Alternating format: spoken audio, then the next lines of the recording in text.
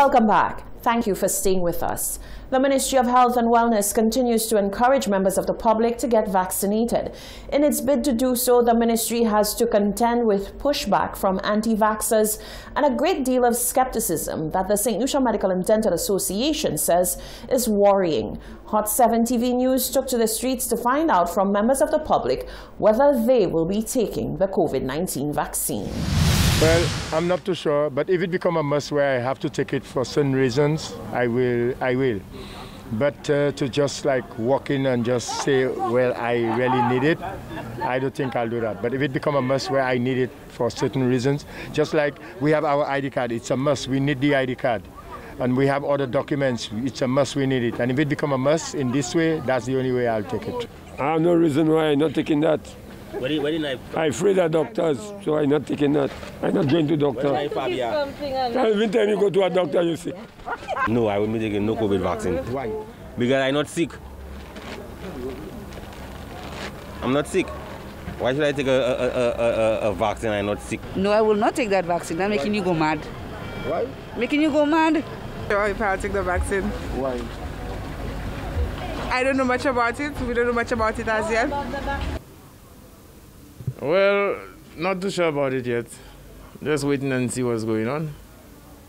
You know, because I'm not too sure if the COVID vaccine is actually what I should take. Because the Most High build your immune system, He gives you the immune system to evacuate viruses and illnesses and all that. So why should I take the COVID vaccine? The St. Lucia Medical and Dental Association has expressed optimism over the possibility of a Cuban vaccine being approved for use in the near future. Researchers are working long shifts on Cuba's best shot to solve its coronavirus crisis and potentially help other nations. President of the St. Lucia Medical and Dental Association, Dr. Merle Clark, says she has every confidence that Cuba's vaccine trials will be successful and the nation will move swiftly to assist regional countries.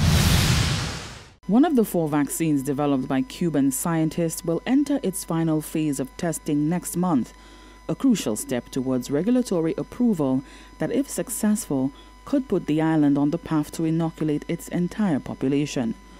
The hope of a vaccine for the country is even more critical as its COVID-19 statistics are grim, recording over 100 deaths in February. With Cuba's long alliance with regional countries, the St. Lucia Medical and Dental Association is hopeful that the vaccine trials will be successful and the island will move to help other countries once its situation has been controlled. Cuba's effort is not surprising to any of us who studied in Cuba, who lived in Cuba, in my case for 10 years, that Cuba would have their own vaccine candidates. And so far, we know that there have been 4. And the one which shows the most promise is Soberana Dos. And Soberana in Spanish means sovereignty. And that is what the Cuban people are. They are a proud people. And as I said before, a resilient people. So the Soberana Dos goes into the 3rd phase trials in the coming days, the coming weeks. And they're hoping certainly that by later this month, they will be able to ramp up production. And we have every faith that the Cuban Vaccine Institute in Havana will be able to get that done because they take pride. The healthcare system in Cuba is their pride and joy. They believe in free healthcare for all, ensuring that their population is the most healthy population possible. Cuba's investment in public health has given rise to dozens of medical research institutions and a surplus of doctors, which Cuba sends to other countries on medical missions. Medical practitioners in St. Lucia and the region have also been trained in Cuba. Dr. Clark says that Cuba has continued to lend its support to St. Lucia, and she's certain that this time would be no different. And certainly that would be able to benefit us, the Latin American countries, because that's what Cuba has done. When it comes to healthcare, no other country in the world compares to Cuba in terms of how they have helped this region, the region of the Americas, including the United States, mind you. So further sanctions on Cuba with the previous Trump administration, that hasn't detained them. They are seeing a huge spike in numbers of cases of COVID-19. February really, unfortunately, has been the deadliest month with 108 deaths in Cuba. but they really are working hard at this vaccine, and there's little doubt in my mind that we will be able to benefit from it, and we fully support Cuba's efforts. In the coming weeks, the island's domestically produced COVID-19 vaccine, Soberano Dos, will be tested on tens of thousands of volunteers. For the Hot 7 News, Nisha Charles reporting. Thank you, Nisha.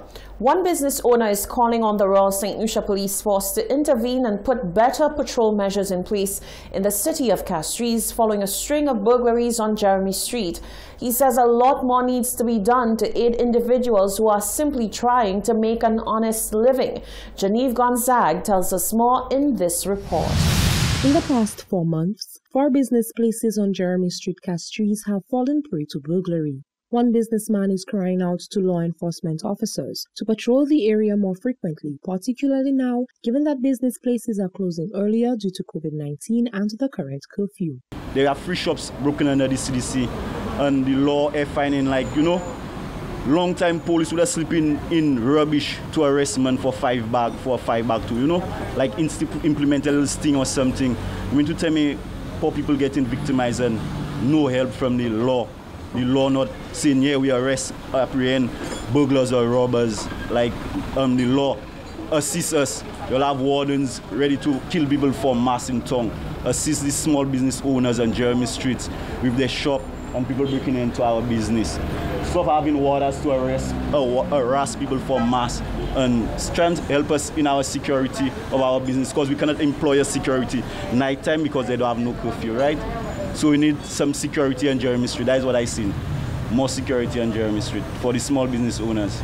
He says he has seen some very distasteful comments from members of the public when it comes to the issues of the burglaries, and believes that this practice should be ceased. No security on Jeremy Street for small business owners that are trying to have something, and government want to implement shutdown. People talking about somebody, I view a comment on Facebook or whatever, somebody saying about whether vagrants are sleeping on the streets.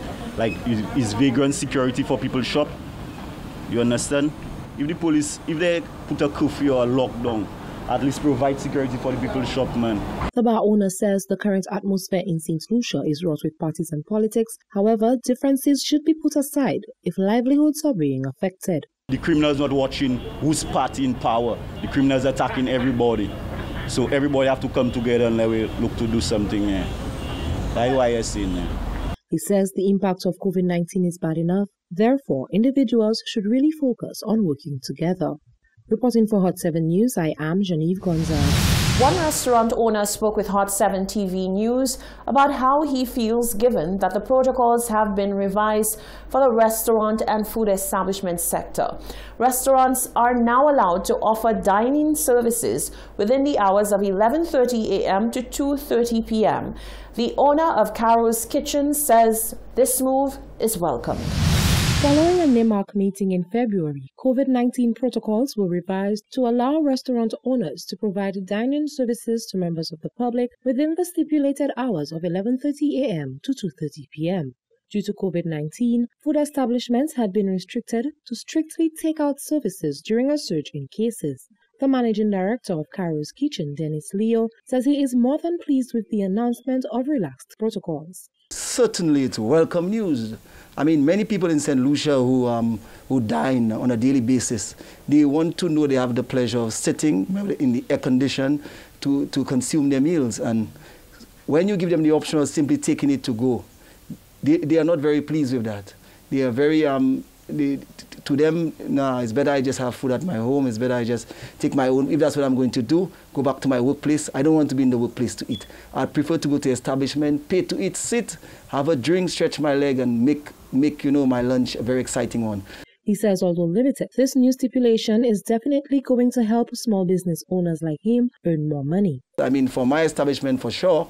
I mean, anybody who knows Carol's Kitchen will know that on a daily basis, lunchtime, Carol's Kitchen is packed up and filled with people sitting and enjoying the ambience, the nice condition, taking in all of the comforts of Carol's Kitchen. So, I mean, I want to say hats off to those who are responsible for making that decision, and I want to tell them that it was a very timely one, and I do appreciate the fact that it came, and I'm sure all of the other restaurateurs in St. Lucia are certainly agreeing with me that it is indeed welcome news for all of us. I know it's going to indeed add to our normal finances at the end of the day.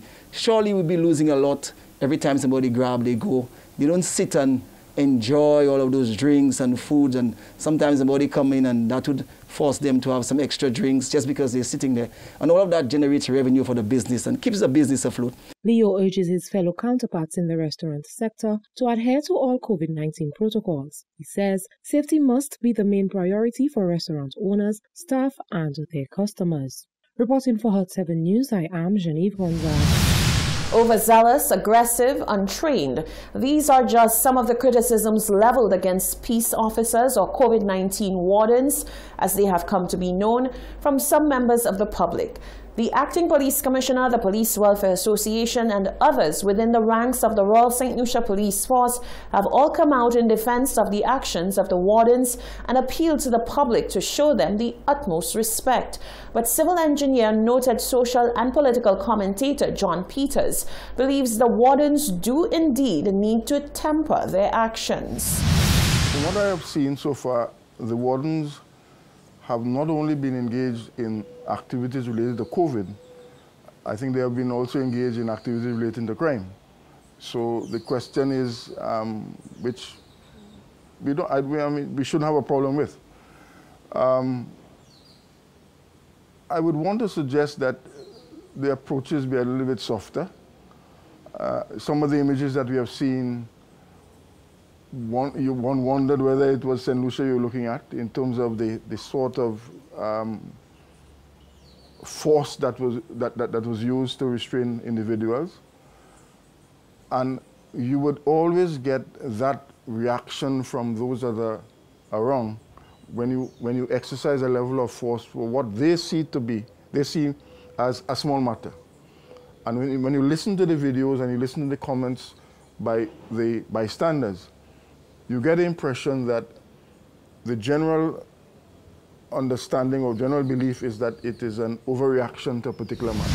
Peters believes there is need for greater communication skills when dealing with members of the public. He believes that most people are following the mask protocol. By and large, if you go through Castries, there's a high degree of compliance I have noticed. You're driving and you look across on the sidewalks, and there is a high level of compliance within the society for the use of masks in public spaces. And the minor infractions, or the small number that may, for whatever reason, either forget to lift up their mask or leave it under the chin, I think there's a softer approach that can be used. And I think over time, the ones may become more effective if they are seen as supporting a public health policy than moving into a crime scenario there. That was engineer and social and political commentator John Peters. You're watching the Hot 7 TV Nightly News. Stay with us. There's much more coming up after the break.